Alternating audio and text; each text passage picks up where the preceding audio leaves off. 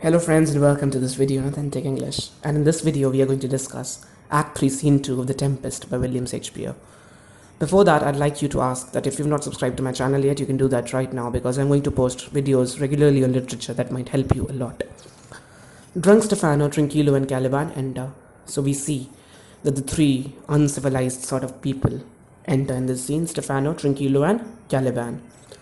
Caliban demands help from the other two to kill Prospero as he explains he's the rightful owner of the island. Now Caliban hates Prospero. Prospero has made Caliban a slave, and therefore Caliban demands help from Stefano and Trinquilo, okay, the two guys that he met when he was hiding. So Caliban demands help from the other two to kill Prospero as he explains he's the rightful owner of the island. Caliban says to Stefano and Trinquilo that he's the rightful owner of the island, and therefore he needs to kill Prospero. He needs to get rid of Prospero because Prospero is ruling over him as well as the island.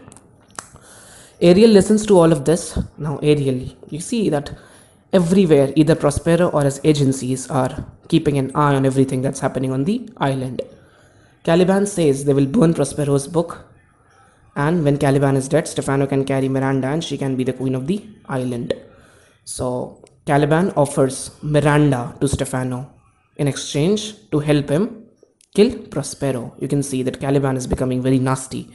Caliban says that they will burn Prospero's book. Caliban understands that all the power that Prospero has comes through his books, and therefore Caliban says that they should first of all burn Prospero's books. And when when Prospero is dead, it's a misprint here.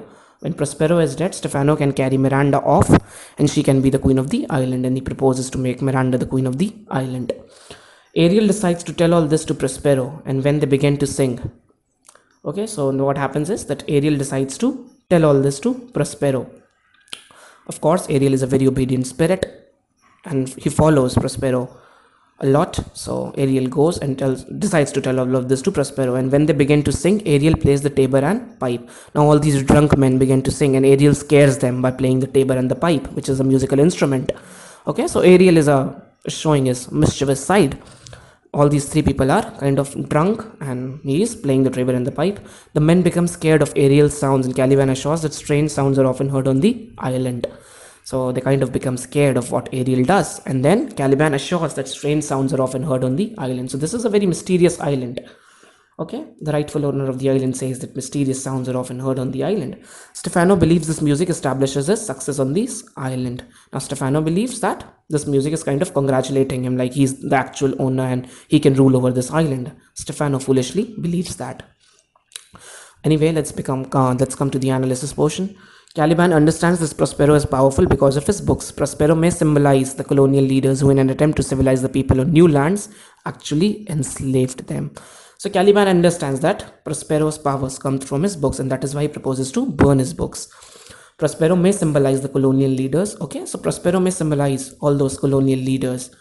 Okay, so all those people from the developed countries who went to other lands and exploited the people there in an attempt to civilize them. So there's a clash between civilization. There's a clash between civilization and wilderness. Caliban represents wilderness and Prospero represents civilization. So there is a good clash going on between them. So you can read on this and you can Google this, like the theme of clash of civilization and wilderness in The Tempest, if you have enough time. It's not very important. It's in fact not important at all.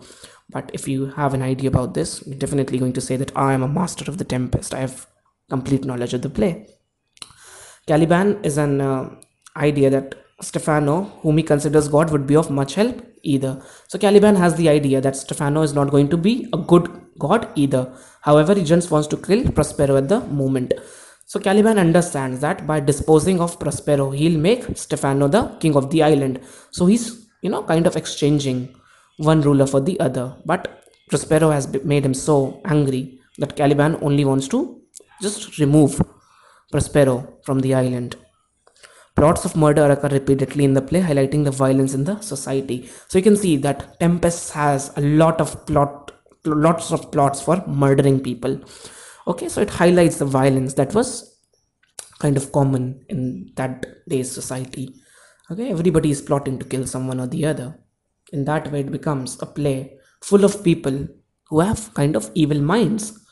Caliban describes his island beautifully in a poetical way that contrasts with his bloody plot to murder Prospero. So in this scene, he gives a poetic description of his island, which contrasts with the bloody plot to murder Prospero.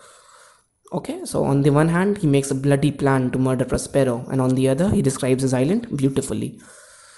Okay, so this is the analysis. So Caliban can be called a mixture of, goodness and evil in certain senses, and perhaps Prospero has made him so frustrated that he has to attempt to kill him.